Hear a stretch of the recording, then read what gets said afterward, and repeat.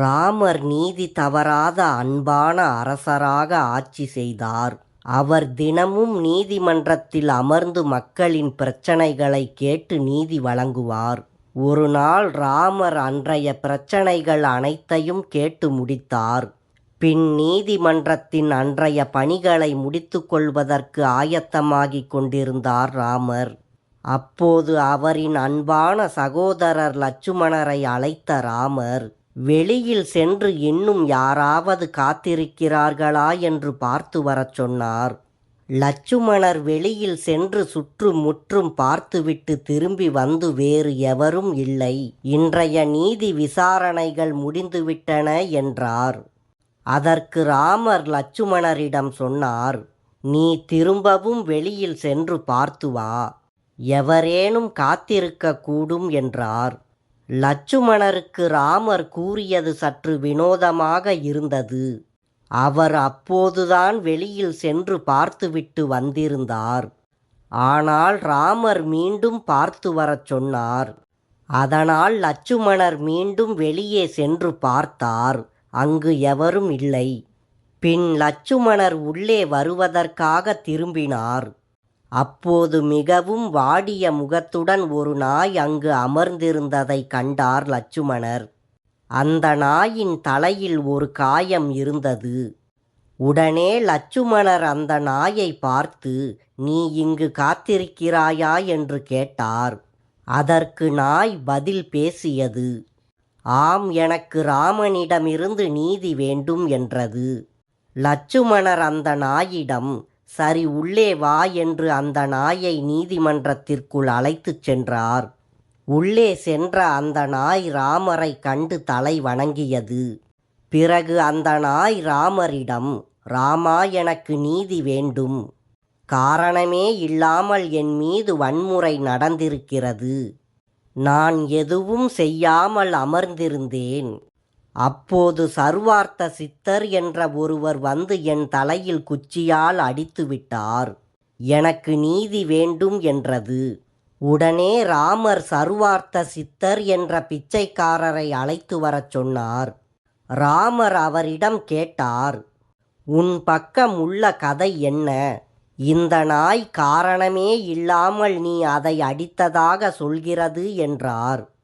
அதற்கு சர்வார்த்த சித்தர், ஆம், நான் இந்த நாய் சுமத்தும் குற்றத்தை ஒப்புக்கொள்கிறேன்.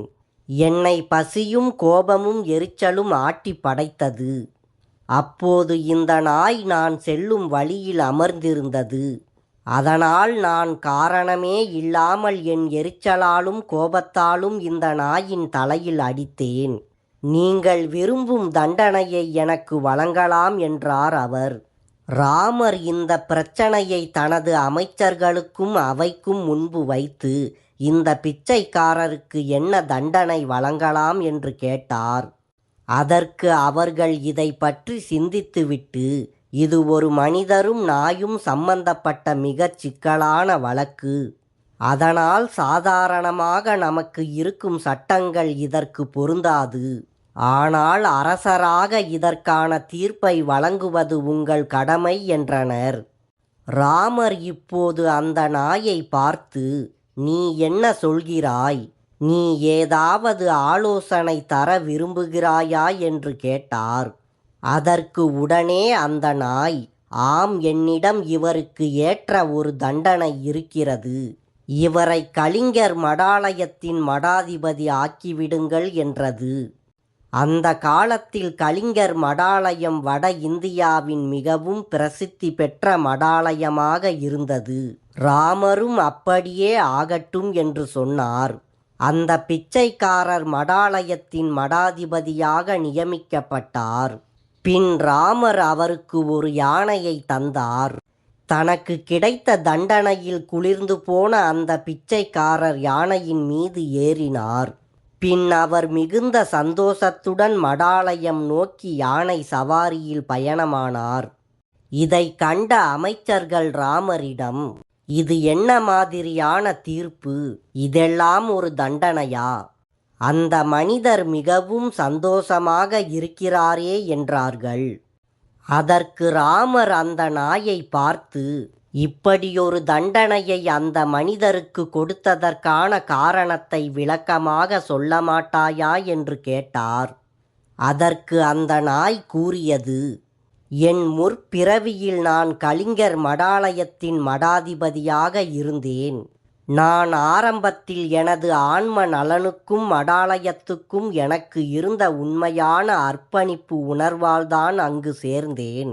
இதனால் பலருக்கு ஆன்ம நலன் பரிமாறுவதில் நானும் ஒரு கருவியாக இருந்தேன். ஆன்ம நலனை எனக்கும் எல்லோருக்கும் கிடைக்கும் விதமாக செய்யும் உறுதியுடன் நான் அங்கு சென்றேன். அதற்காக நான் பாடுபட்டேன். என்னால் இயன்ற அளவு சிறப்பாக செயல்பட்டேன். ஆனால் நாட்கள் போக போக மெதுவாக என் மனதில் இருந்த மற்ற விஷயங்கள் என்னை ஆட்கொள்ளத் துவங்கியது. பெரும்பாலும் நான் என் நோக்கத்தில் பிறழாமல் இருந்தேன். ஆனால் அங்கும் இங்கும் என்னை வேறு விஷயங்கள் ஆட்டி படைத்தன. நான் மடாதிபதியாக இருக்கும்போது என் உடன் வரும் பேரும் புகழும் என்னை பாதித்தது. பல சமயங்களில் நான் இயங்கவில்லை, என் அகங்காரமே இயங்கியது. பல சமயங்களில் என்னை மக்கள் அங்கீகரித்ததை நான் ரசிக்க ஆரம்பித்து விட்டேன். மக்கள் என்னை ஒரு புனிதமான மனிதராக நடத்த துவங்கினார்கள். ஆனால் நான் இன்னும் அந்த நிலையை அடையவில்லை என்பதை அறிந்திருந்தேன். ஆனாலும் நான் அந்த நிலையை அடைந்துவிட்டது போலவே நடந்து கொள்ளத் துவங்கினேன். சாதாரணமாக ஒரு புனிதமான மனிதருக்கு வழங்கப்பட வேண்டிய எல்லாவற்றையும் எனக்காக நான் கேட்டுக்கொள்ள ஆரம்பித்தேன். என்னுடைய முழுமையான தன்னிலை மாற்றத்திற்காக உறுதியுடன் இருக்காமல் நான் புனிதராக நடிக்க ஆரம்பித்தேன். மக்களும் எனக்கு அதில் உறுதுணையாக இருந்தார்கள். மெதுவாக எனது ஆன்ம நலன் மீது இருந்த ஆர்வமும் என்னை சுற்றியுள்ளவர்கள் மீது இருந்த ஆர்வமும் எனக்கு குறைய ஆரம்பித்தது. பல சமயங்களில் என்னை நான் மீட்டுக்கொள்ள முயற்சித்தேன். ஆனால் என்னை சுற்றியுள்ளவர்கள் என்னை அதிகப்படியாக அங்கீகரித்ததால் எங்கோ என்னை நானே தொலைத்துவிட்டேன். அதனாலேயே நான் இந்த பிறவியில் நாயாக பிறந்துள்ளேன். இந்த பிச்சைக்காரர் சர்வார்த்த சித்தர் தன்னுள் கோபமும் அகங்காரமும் வைத்திருக்கிறான். அவனால் உடனே எரிச்சலடையவும் முடியும். அதனால் எனக்கு நானே செய்து கொண்டது போல அவனும் தன்னைத்தானே தண்டித்து கொள்வான். அதன் காரணமாக மறுபிறவியில் அவனும் நாயாகவே பிறப்பெடுப்பான். அதனால் இதுதான் அவனுக்கு சிறந்த தண்டனை. அவன் கலிங்கர் மடாலயத்தின் மடாதிபதியாக இருக்கட்டும் என்று கூறியது நாய்.